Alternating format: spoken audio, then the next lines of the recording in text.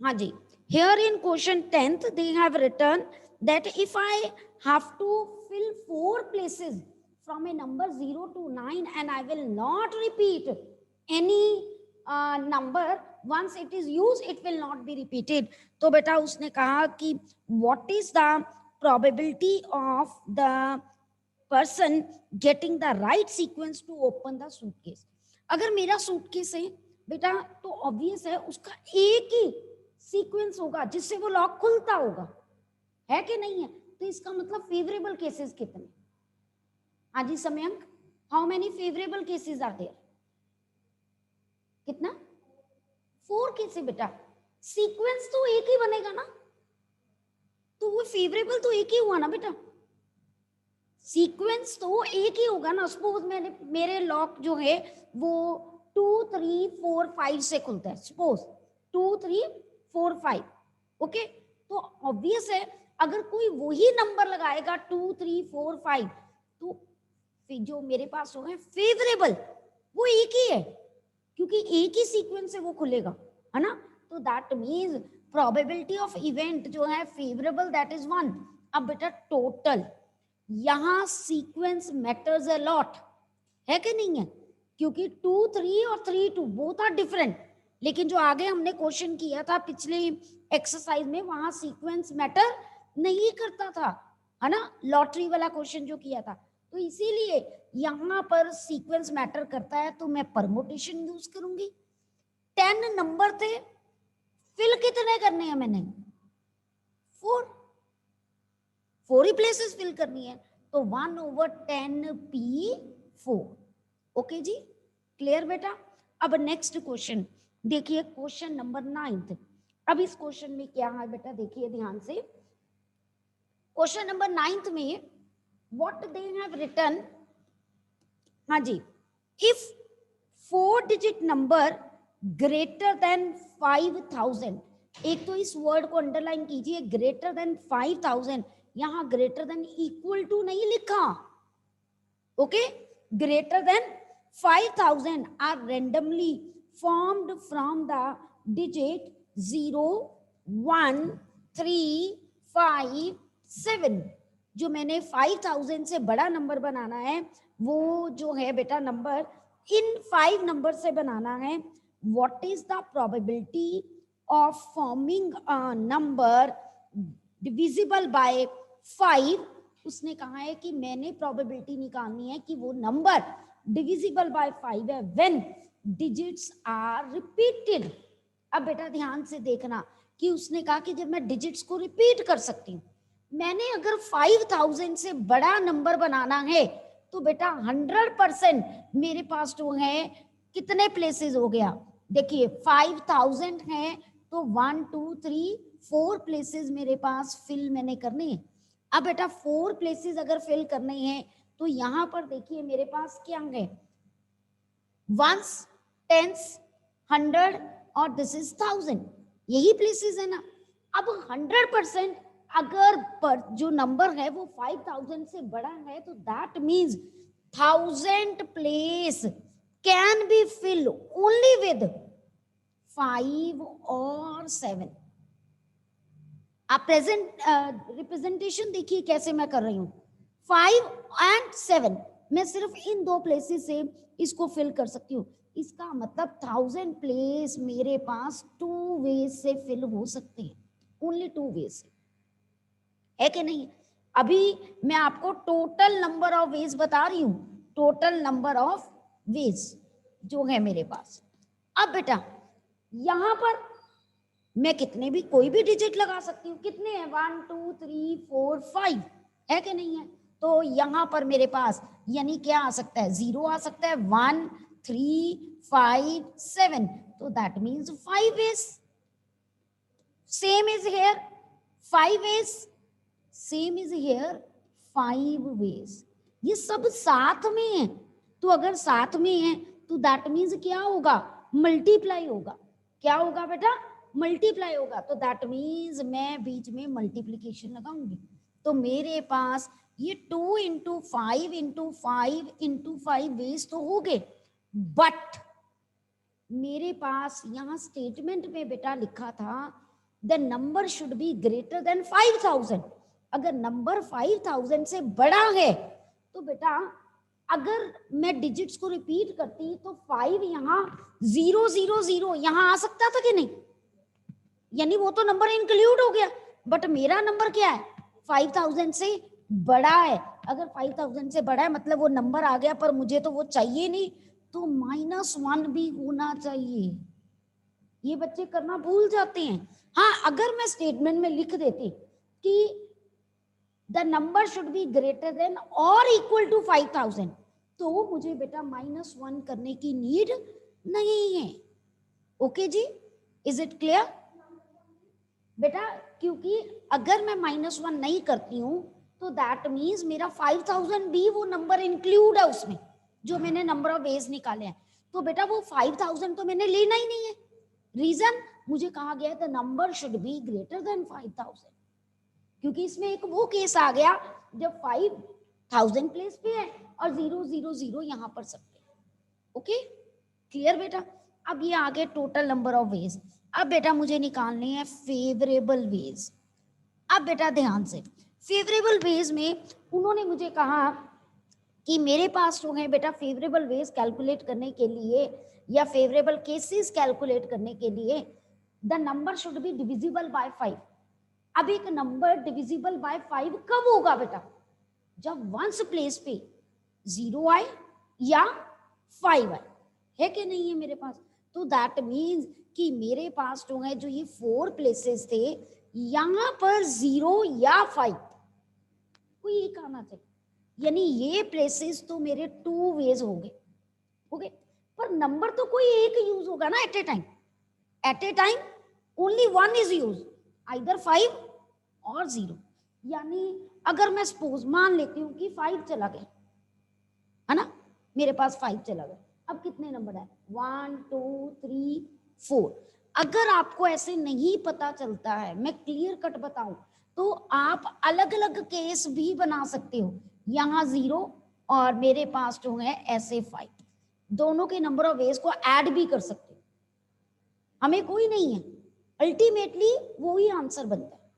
ठीक है, अब अगर यहाँ 0 आ गया, सपोज मैं अलग अलग करके आपको बता देती हूँ, आपको जल्दी समझ आ जाएगा।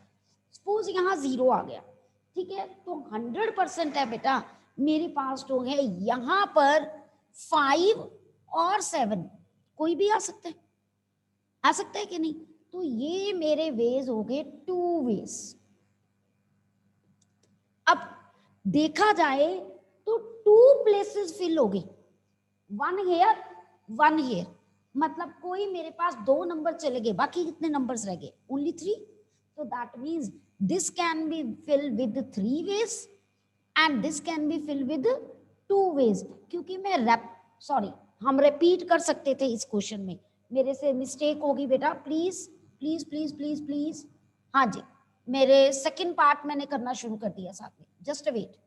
हाँ जी, यहाँ 0, यहाँ तक हम ठीक थे, हम डिजिट्स को रिपीट कर सकते थे। 100% यहाँ 5 और 7 ही आना है, क्योंकि नंबर ग्रेटर देन 5000 है। अब बेटा ये 2 वेज से हो गया। अब बेटा इसको तो हम जो है जितने नंबर है 1 2 3 4 5 we can fill with 5 ways, same we can fill with 5 ways, ये 1 वे। तो बेटा इसके कितने हो गए? 5 इंटू 5 25, 25 इंटू 2 कितने हो गए मेरे पास? 50 वेज। ओके, ये हो गया। अब यहाँ देखे मेरे पास जो है, अगर मैंने यहाँ पर फिल किया, यहाँ लास्ट में मेरा 5 आ गया, no problem at all, last में 5 आ गया, तो अब ये 3 वेज यहाँ पर 100% है, ये 2 वेज से फिल कर सकती थी, ये भी 5 वेज से फिल कर सकती थी, ये भी 5 वेज से फिल कर सकती थी। तो मेरे पास हो गए 5 इंटू 5 25 और 25 इंटू 2 मेरे पास हो गए, मेरे पास फिर मैं बता रही हूँ 5 इंटू 5 25, 25 इंटू 2 ये भी कितने आ गए? 50 वेज आ गए। आए मेरे पास टोटल 100, बट यहाँ पर वो वाला पोजीशन भी आ गया अगेन कि 5 यहाँ पर 0 0 यहाँ पर, वो तो नहीं ना लेना, क्योंकि हमारा नंबर क्या था? 5000 से बड़ा था, तो -1 भी कर देंगे। तो दैट मीन्स मेरे पास जो है फेवरेबल वेज जो है वो कितने हो गए 99। तो प्रोबेबिलिटी ऑफ इवेंट मेरे पास क्या होगी बेटा, दैट इज जितना आपका ये आया 5 इंटू 5 25, 25 इंटू 2 50 और 50 इंटू 5 250, 250 माइनस 1 दैट इज 249 और आपके फेवरेबल थे 90। ओके जी, any doubt to anyone you can ask me बेटा, एनी डाउट टू एनीवन। अब अगले में प्रॉब्लम आती है, इस क्वेश्चन में कोई रेपिटेशन वाले में इतनी कोई टेंशन नहीं होती। मैं बार बार कह रही हूं, मैं दोनों केसेस को कंबाइन भी कर सकती थी। अगर मैं सीधा यहाँ 2 लगा देती, सीधा भी 2 लगा सकती थी जैसे मैं कर रही थी, तो अपने आप वो 100 वेज 100 में से एक वो माइनस कर देना, क्योंकि हमारा जो स्टेटमेंट में it is given the number should be greater than 5000, तब भी 99 डायरेक्टली आता। ठीक है, अब मैं नेक्स्ट क्वेश्चन बताने लगी हूँ इसी का पार्ट। जब डिजिट्स रिपीट नहीं करने, we need not to repeat the digits. अब बेटा उसमें ध्यान से देखना जरा प्लीज। फॉर दैट बेटा प्लेसेस तो अगेन मुझे जो है 4 ही फिल करनी है। ठीक है, 100% मेरे पास यहां पर 5 या 7 आ सकता है, क्योंकि नंबर जो है it should be greater than 5000। तो मैं टोटल वेज बता रही हूं बेटा प्लीज, टोटल वेज। अब बेटा that means this can be fill with 2 ways. अब पूरे में से बेटा 2 चले गए, मतलब पर एट ए टाइम यूज कितना होना है, 1 होना है। तो दैट मीन्स नंबर कितने रह गए, 4 रहेंगे ना। तो that means this can be fill with 4 ways, this can be filled with 3 ways and this can be filled with 2 ways। तो that means मेरे पास जो है 4 to the 8 24 24 48।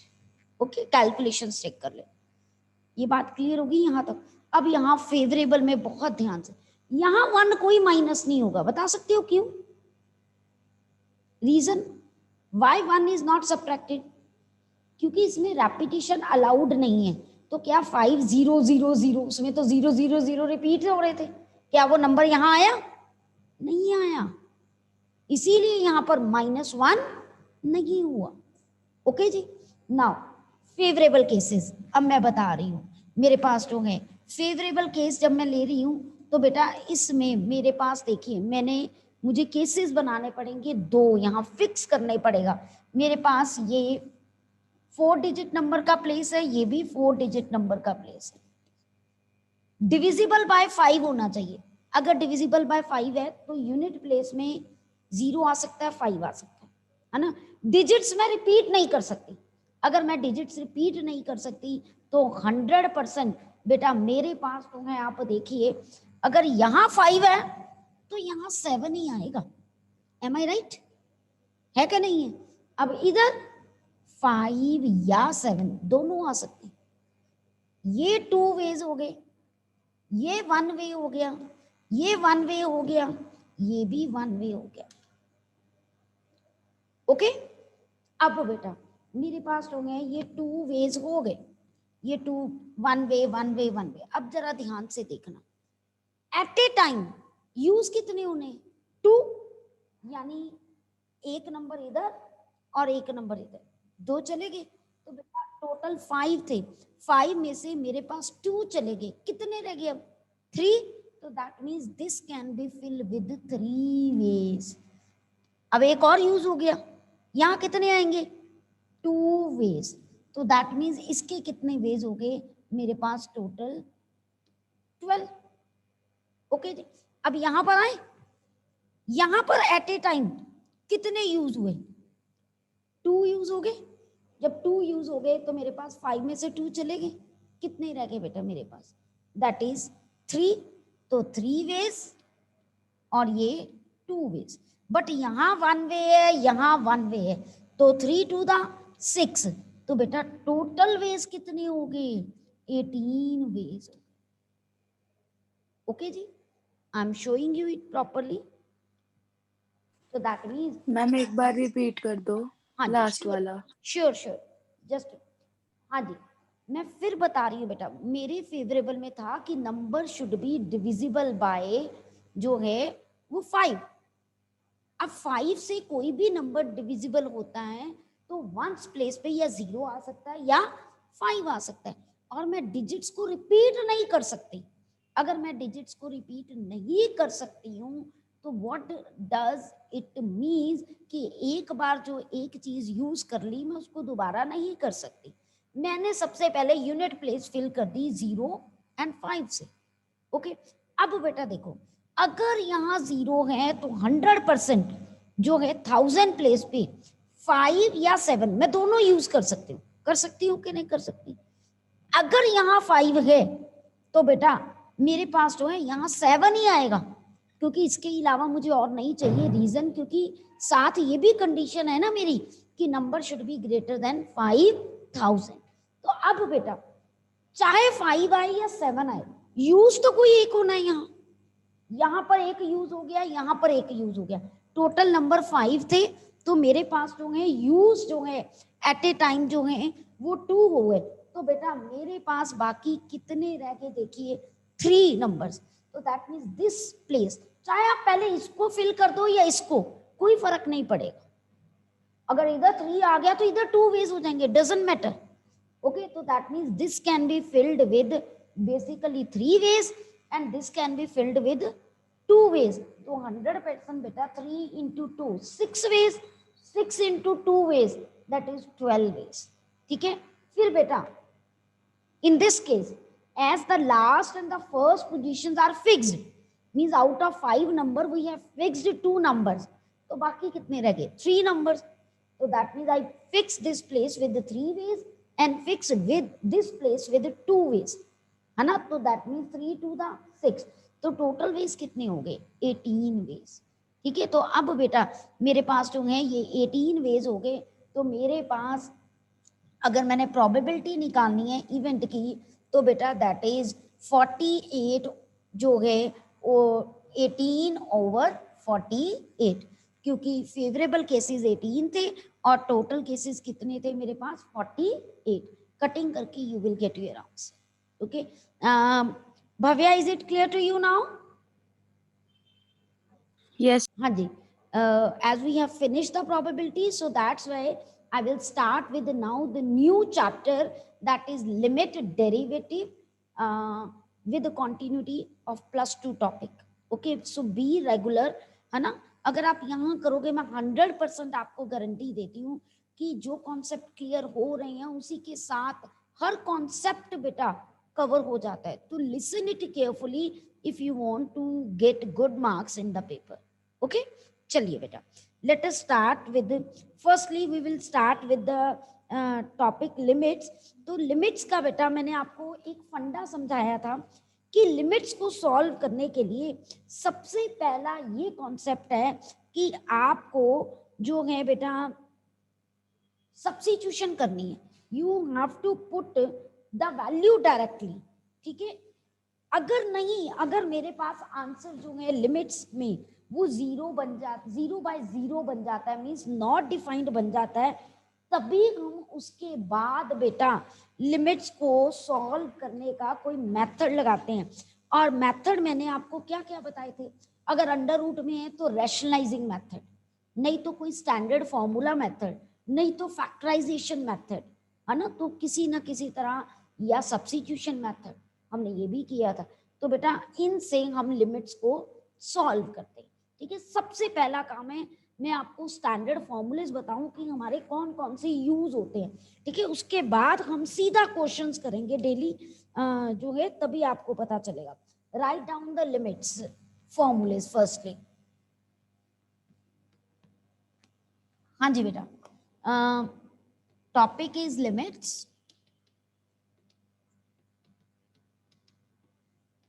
फर्स्ट जो है मेरा फॉर्मूला लिमिट्स का, अगर मेरे पास कहीं पे भी बेटा स्टैंडर्ड फॉर्म आ जाए लिमिट्स की, कैसी कि limit x approaches a x power n minus a power n over x minus a. Daman, you have to note down each and everything. Then बेटा ऐसी फॉर्म लिमिट्स में कभी भी आएगी ना, तो बेटा 100% मेरा जो आंसर है n a power n minus A. जैसे मैं आपको क्लियर कट बताती हूँ, सपोज मेरे पास जो है अगर लिमिट आपको दी हुई है x अप्रोचेस 2 और x power 2 minus 4 over x minus 2, कुछ ऐसा दिया, क्लियर कट है, x अप्रोचेस a, यहाँ पर देखो जो नीचे है वही यहाँ, तो मुझे यहाँ पर भी मैं 4 की जगह क्या लिख सकती हूँ, 2 की पावर 2 लिख सकती हूँ ना. तो अपने आप ये a की पावर n बन गया. देखो ये n है, this is a, this is a, this is a, सारा मैच कर गया ना. तो मुझे कोई, क्योंकि अगर मैं डायरेक्टली पुट करती हूँ ना यहाँ पर तो 0/0 बन जाता है, डायरेक्टली पुट करती हूँ, तो इसीलिए मैं यहाँ डायरेक्ट मेथड नहीं लगा सकती. मेरे दिमाग में यही होता है कि मैं फैक्टराइजेशन कर दूं. आप फैक्टर से भी कर सकते हो ये क्वेश्चन, क्लियर कट है. ऊपर a square minus b square formula लग रहा है, it is totally up to you. आपने फैक्टराइजेशन करनी है कि स्टैंडर्ड फॉर्मूला लगाना. ओके जी, क्योंकि बाइनोमियल चैप्टर कट गया है, यहाँ तो सीधा लग रही है. अगर यही हम जो है यहाँ पर x प्लस 2 और यहाँ कोई और टर्म होती तो पावर होती 7, तो हम बच्चों को बाइनोमियल की हेल्प से वो ओपन करवाते. बट हाँ जी बिल्कुल जी. तो बट क्योंकि अभी वो सिलेबस में डिलीटेड है, हमने कॉन्सेप्ट नहीं करवाया, तो दैट्स वाई फिर हम वैसे लिमिट के सम्स भी नहीं पेपर में डालते. ओके जी. तो अब बेटा यहाँ पर मेरे पास सीधा n कितना है 2, a कितना है 2, पावर जो है 2 माइनस 1, आंसर इज 4. मैंने ऐसे भी कर लिया, मैं यहाँ पर पावर 2 थी, सीधा फॉर्मूला बन रहा था, लेकिन अगर पावर 7 होती तो मुझे यही फॉर्मूला अप्लाई करना पड़ता ना. नहीं 2 इंटू बेटा. ओके मैं फिर बता रही हूँ, सपोज मेरे पास ऐसा कुछ होता है, limit x approaches to x power 7 minus 2 power 7 over x minus 2, तब तो मैं नहीं कोई आइडेंटिटी लगा सकती थी ना, क्योंकि आइडेंटिटी आपको डिग्री 4 तक या 6 की भी बना लेते हो, 5, 7, 9 ऐसे की तो आइडेंटिटी नहीं बना पाते ना. तो इसीलिए तब हमने डायरेक्टली फॉर्म. हाँ जी बेटा ये n यहाँ से आप लेते हो ना, जो x की पावर दी होती है वो आप उसको n ट्रीट करते हो. ओके जी, समझ आ गई बेटा. चलो आगे. हाँ जी, नेक्स्ट फॉर्मूला, सेकंड फॉर्मूला बेटा, that is limit x approaches 0 tan x over x, answer 1. But please बेटा बी केयरफुल while टीचिंग. यहाँ पर बेटा मैं एक बहुत इंपॉर्टेंट बात बताना चाहती हूँ, प्लीज बी केयरफुल. ये फॉर्मूला तभी अप्लाई होता है अगर एंगल रेडियन में. अब यहाँ पर x जो है दैट इज इन रेडियन. अगर आपको कभी ऐसा किसी स्टेटमेंट में लिखा आ जाए x, तो ये रेडियन में नहीं है, ये डिग्रीज में है. They have mention it degrees. Radian एक यूनिट होता है एंगल्स को मेजर करने का. जैसे डिग्री आपको लोअर क्लासेस में हम बोलते हैं कि 30 डिग्री 60 डिग्री बोलते थे ना, लेकिन हायर क्लास में हम एंगल को मेजर करने के 2 यूनिट्स बताते हैं, एक डिग्री होता है, एक रेडियंस. जो आप लिखते हो π/4, वो रेडियंस में ही हो गया ना, हमने कन्वर्ट किया ना, है ना. तो इसीलिए तो बेटा तब आप इसका आंसर 1 नहीं लिख सकते. Please mean it, you never write its answer as 1. क्यों? क्योंकि मैंने आपको तब बताया है कि tan x/x 1 तभी होता है, ये जितनी आइडेंटिटी साइन की कॉस की हम ले रहे हैं, जब हमारे पास जो है बेटा वो क्या है, वो रेडियंस में है. बट यहाँ डिग्री में है, तो दैट मीन्स मुझे कन्वर्ट करना पड़ेगा. अगर मैंने ये फॉर्मूला लगाना है ना, तो रेडियन एंगल को क्या करना पड़ेगा, कन्वर्ट करना पड़ेगा. कैसे?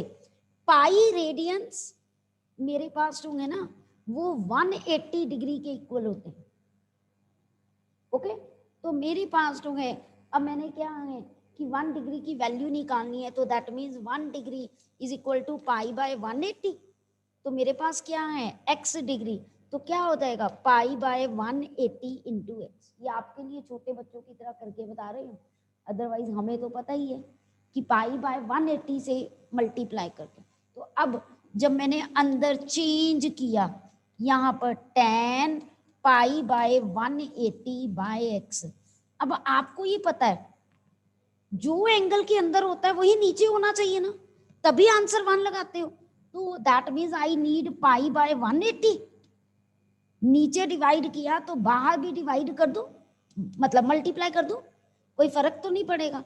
तो इसका आंसर अब 1 आ गया, तो 1 इंटू पाई बाय 180, तो दैट मीन्स आंसर कितना आया पाई बाय 180। अब पता चला what is the difference between this and this. Clear? अच्छा, अगर बाय चांस मैं यहां पर भी x के ऊपर डिग्री लगा देती तो तब इसको भी कन्वर्ट करना पड़ना था। अच्छा जरा ट्राई करो, सब ट्राई करो बेटा। Limit x approaches 0 tan x degree over x degree, तो लिमिट x अप्रोचेस 0 tan पाई x बाय 180 ओवर, मैंने रेडियंस में चेंज कर दिया ना, अब सीधा इसका आंसर 1, क्योंकि जो एंगल के अंदर है वही नीचे है ना।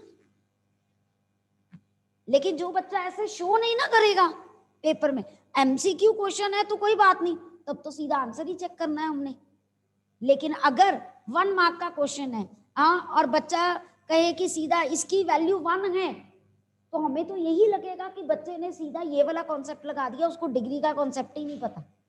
मैंने आगे भी आपको कहा था 1 नंबर के क्वेश्चन में आप कॉन्सेप्ट को थोड़ा सा बताओगे, तो you have to write this, after this you have to write this. Okay, सबको बात क्लियर हुई मैं क्या कहना चाह रही हूँ? कोई डाउट है तो बेटा पूछ लीजिए। anyone is having doubt, even online students, beta please ask me if any doubt is there. अच्छा चलिए नेक्स्ट पे चलिए, एटलीस्ट फॉर्मूलेज आपको आज खत्म करते हैं हम लोग। अब नेक्स्ट सेम साइन का भी ऐसा ही होता है बेटा, limit x approaches 0 sine x by x equals to 1। फिर वही बेटा, यहाँ पर जो साइन का एंगल है वो रेडियंस में होना चाहिए, डिग्रीज में नहीं होना चाहिए। फॉर्मूला लगता ही तब है जब थीटा, एंगल, एक्स, जिनको हम अलग अलग नेम दे देते हैं, that are in radians. Okay, इसके बाद बेटा मेरे पास नेक्स्ट जो है limit x approaches 0 a power x minus 1 over x। मेरे पास जो है यहाँ पर बेटा लॉग जो है मेरे पास a बेस ई होता है हमेशा, आपको पता है ना यहाँ पर। Okay, base is E. Okay, चलिए नेक्स्ट, अगर मैं इसको चेंज कर दूं E power X minus 1 over X में, तो वो बना तो सेम ना, सेम ही कॉन्सेप्ट है, सिर्फ डिफरेंस क्या है, ए की जगह ई, तो यहाँ लॉग ई आएगा तो आंसर कितना बन जाएगा 1 ना। ओके, क्लियर बेटा? नेक्स्ट बेटा मेरे पास जो है that is log limit x approaches 0 log 1 plus x over x जो है दैट इज 1। बेटा चाहे ऐसा लिखा आ जाए, चाहे इसकी प्लेस में log 1 plus x power 1 by x लिखा आ जाए, एक ही बात होती है, क्योंकि बेसिकली ये जो 1 बाय एक्स है ये मल्टीप्लाई में हो रहा है ना, तो वो m log n को मैं लिख सकती हूँ log m की पावर n, तो वो पावर में मैं ले ली, तो इसकी भी अगर लिमिट हो, ये सेम ही है बिल्कुल, यहीं से मैंने बनाया हुआ। ओके बेटा, ओके जी, जैसे मर्जी क्वेश्चन जो है मोल्ड होके वो आ सकता है। हाँ जी सेक्शन। बेटा मैंने कहा कि मैंने इसी से, अगर मैंने ए की जगह ई ले लिया, ए तो कोई भी वैल्यू हो सकती है ना, 2, 5, 7, बट पर्टिकुलर अगर मैंने ई वैल्यू ले ली तो बना तो सेम ही, e power x minus 1/x, तो आना चाहिए था log a, तो बट यहाँ log e क्या बन जाता है, 1 बन जाता है, तो इसीलिए मेरा आंसर वो 1 मैंने डायरेक्टली लिख दी। ठीक है जी, चलिए अब बेटा मेरे पास जो है ऑलमोस्ट मैंने आप लोगों को सब जो यूज होते हैं, जो ऐसे तो बहुत सारे सब केसेस हैं कि जैसे कई बुक्स में limit x approaches 0 cos x उसको 1 लिखवा दिया जाता है, कईयों में 1 minus cos x over x का डायरेक्ट फॉर्मूलेज लिखवाए हुए हैं। यस भव्या, यस बेटा। मैम एक एग्जांपल से बता दो लॉग वाला। हाँ जी श्योर बेटा श्योर। जैसे मेरे पास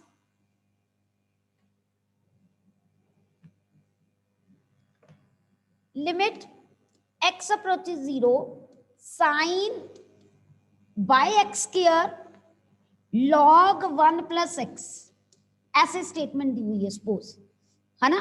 तो बेटा मैंने क्या किया, व्हाट आई डिड, मैंने limit x approaches 0 sine x by x, क्योंकि मुझे पता है साइन x बाय x 1 होता है, मैंने जो x किया है ना एक इसके साथ लगा दिया और एक मैंने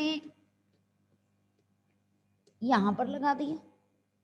ठीक है, तो अब मैंने लिमिट्स, आपको पता है कि हम प्रोडक्ट में लिमिट्स को सेपरेट कर सकते हैं, तो मेरे पास जो है limit x approaches 0 sine x by x into limit x approaches 0 log 1 plus x over x, मैं ऐसे कर सकती हूँ। ठीक है जी, अब इसका आंसर क्या है 1, इसका आंसर भी क्या है 1 है कि नहीं, तो 1 इंटू 1 आंसर इज 1। ये तो डायरेक्टली नॉर्मली यूज होता है बेटा। ओके भव्या,